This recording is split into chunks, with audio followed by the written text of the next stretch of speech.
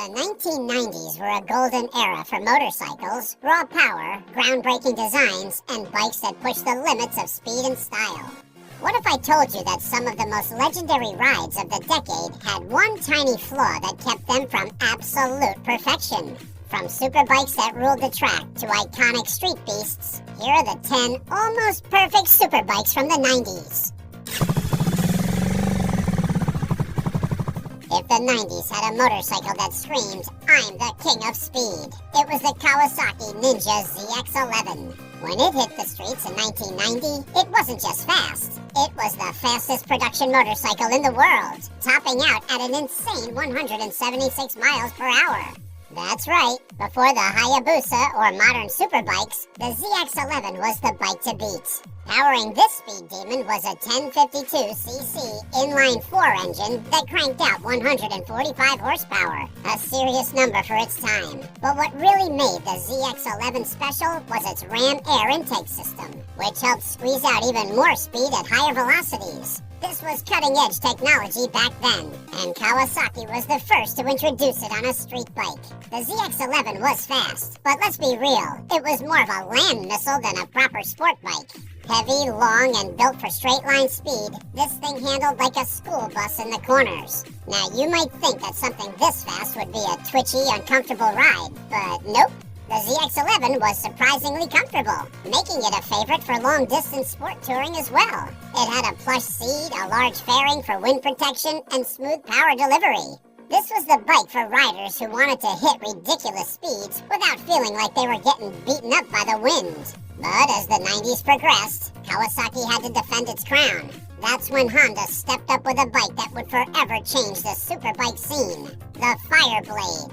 If the ZX-11 was about brute speed, the Honda CBR 900RR Fireblade was about precision, agility, and a complete rethinking of sport bike design. Introduced in 1992, this bike didn't just enter the leader bike segment, it redefined it. Here's the genius. Honda could have just made another heavyweight 1000cc superbike, but instead, they went the lightweight route. The Fireblade's 893cc engine was slightly smaller than its competitors, but what it lacked in displacement, it more than made up for in handling. It weighed just 408 pounds, a full 80 pounds lighter than most of its rivals. That's a massive difference. The result? Razor-sharp handling, insane power-to-weight ratio, and a bike that felt like an extension of the rider. It could outmaneuver and out-accelerate bigger bikes on twisty roads and racetracks. This was the birth of the total control philosophy that still defines Honda's sports bikes today. The Fireblade may not have revolutionized sports bikes, but let's not pretend it was perfect. The frame was notorious for being too flexy, and plenty of riders found out the hard way that it could get twitchy at high speeds. The Fireblade wasn't just good on paper, it dominated real-world riding. Racers, canyon riders, and street hooligans alike loved it for how effortlessly it flicked into corners. This was the first superbike that proved power wasn't everything. Agility mattered just as much. But while Honda was focused on agility, Ducati was cooking up something in Italy that would change sport bike design forever. The breathtaking 916. If motorcycles had an art museum, the Ducati 916 would be the centerpiece. Even today, this bike is considered one of the most beautiful motorcycles ever made. But don't be fooled by its good looks.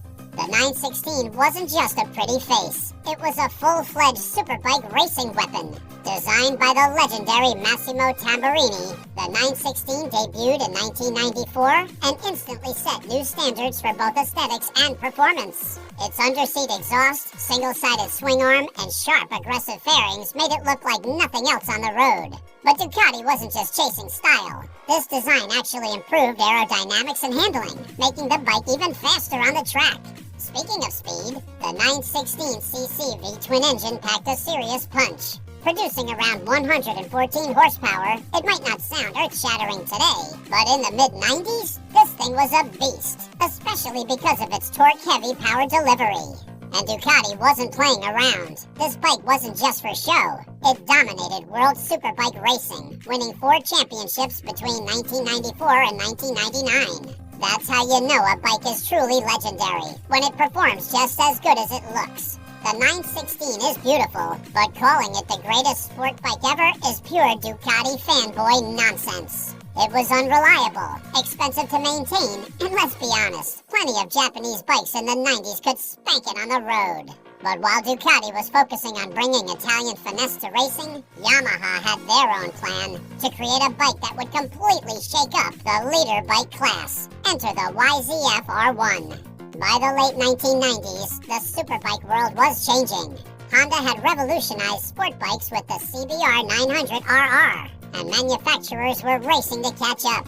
Then, in 1998, Yamaha dropped the bombshell, the YZF R1. This wasn't just another leader bike, it was a complete reimagining of how sport bikes should be built. The secret? Compact design plus raw power. Yamaha managed to shrink the R1's chassis to be almost as small as a 600cc bike, while packing a 998cc engine producing 150 horsepower. The result?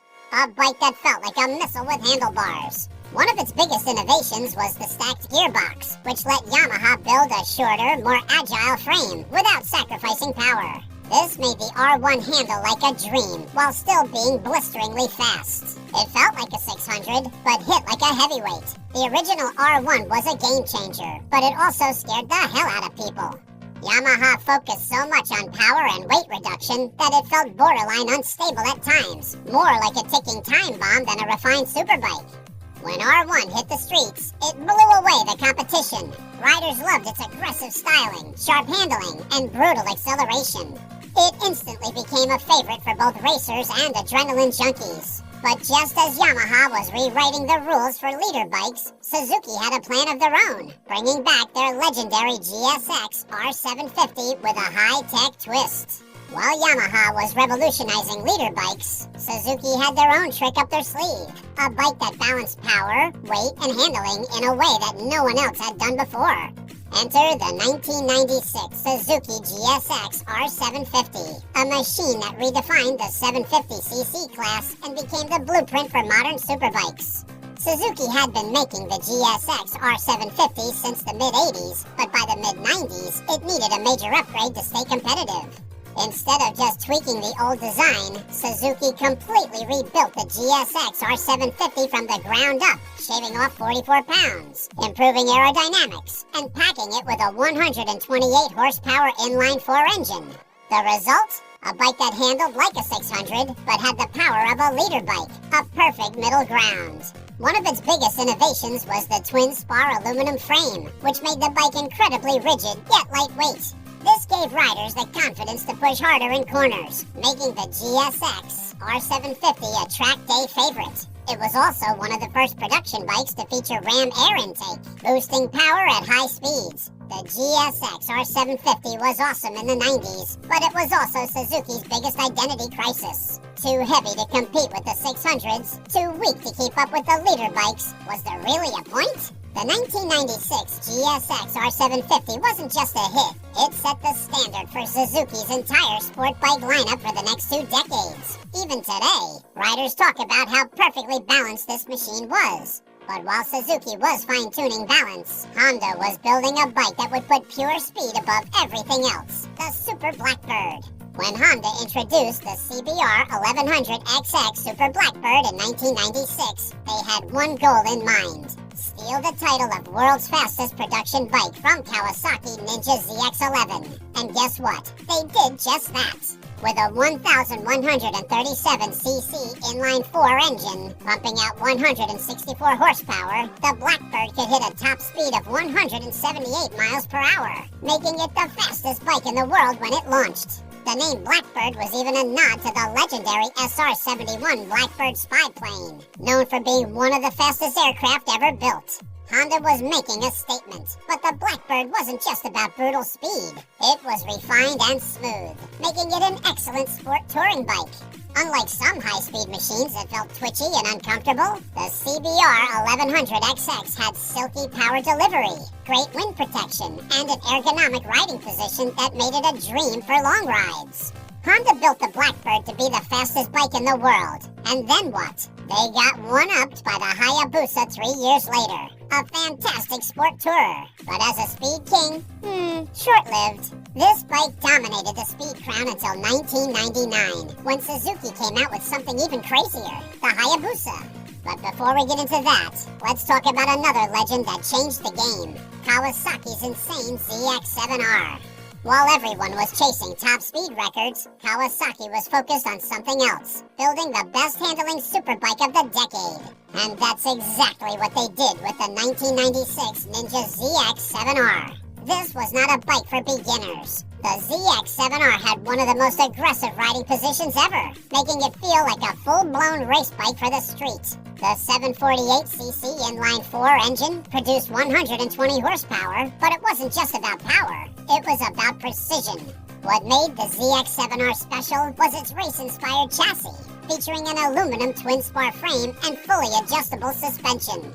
It was built to attack corners like no other bike in its class. Racers loved it, and Kawasaki's factory race team used it as the foundation for their world superbike machines. One cool feature? The dual air intake sticking out of the front fairing, which gave the bike an aggressive look and actually boosted performance at high speeds. The ZX7R looked like a race bike, but let's not kid ourselves, it was a tank.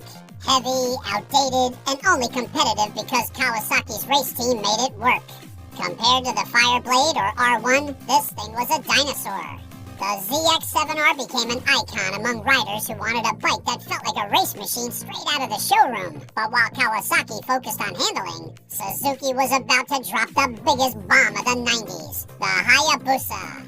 By 1999, the world was ready for a new speed king, and Suzuki delivered it with the GSX 1300R Hayabusa. This wasn't just a fast bike, it was the fastest production motorcycle ever built at the time, with a top speed of 194 miles per hour.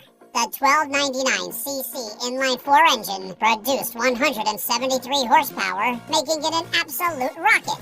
But what set the Hayabusa apart wasn't just raw speed. It was the way it handled high speeds. Unlike previous top-speed bikes, the Hayabusa was shockingly stable, even when approaching 200 miles per hour. The secret? Aerodynamics. Suzuki designed the bike with a radical wind tunnel tested fairing that helped it cut through the air with minimal resistance. Some people thought it looked bulky, but every part of the design had a purpose, to go faster than anything else on the road. The Hayabusa was the fastest bike of its time, but come on, most owners just used it for straight line flexing. It's a drag bike with fairings, not a real sport bike. The Hayabusa's reign as the Speed King led to an industry-wide gentleman's agreement in the early 2000s to limit production bikes to 186 miles per hour. That's how much of a game-changer it was. But while Suzuki was winning the top speed war, Ducati was preparing to release a V-twin monster that would dominate the racetracks, the 996. The Ducati 996 wasn't just a follow-up to the legendary 916, it was an even better version of it. Launched in 1999, the 996 took everything that made the 916 amazing and turned it up to 11. Powering the 996 was a 996cc L-twin engine, pushing out 112 horsepower. But what really made this bike special was how it handled. It had perfect weight distribution, razor-sharp steering, and insane grip, making it one of the best cornering machines ever built. And in case you were wondering, yes, it absolutely dominated world superbike racing. Riders like Carl Fogarty and Troy Bayliss rode the 996 to multiple championship wins, cementing its place in motorcycle history. The 996's undersea exhaust, single-sided swing arm, and aggressive styling became an iconic look, copied by many, but never truly replicated. Even today, Ducati fans consider it one of the most perfect superbikes ever made. The 996 was gorgeous, but good luck riding one daily. Overheating, electrical issues, and a price tag that make Japanese superbikes look like bargain deals. If you weren't a hardcore Ducati fan, this thing was a nightmare. But as the 90s ended and the 2000s began, one final bike would take sport bike performance to another level. The Honda RC51. Technically, the Honda RC51 came out in 2000, but it was developed in the late 90s, so it deserves a spot on this list. This was Honda's answer to Ducati's V-twin dominance in world superbike racing. Instead of sticking with inline-4 engines, Honda built a 999cc V-twin that produced 136 horsepower and had an insane torque curve. The RC51 wasn't just a race bike. It won championships, including the 2000 and 2002 WSBK titles. Honda went all in on the V-twin to beat Ducati, and yeah, it worked. But the RC51 was a heavy, unpowered brick compared to the leader bikes that followed. Cool history, but definitely overrated. It also became a favorite among track riders because of its bulletproof reliability. Even today, the RC51 is considered one of Honda's greatest sport bikes ever.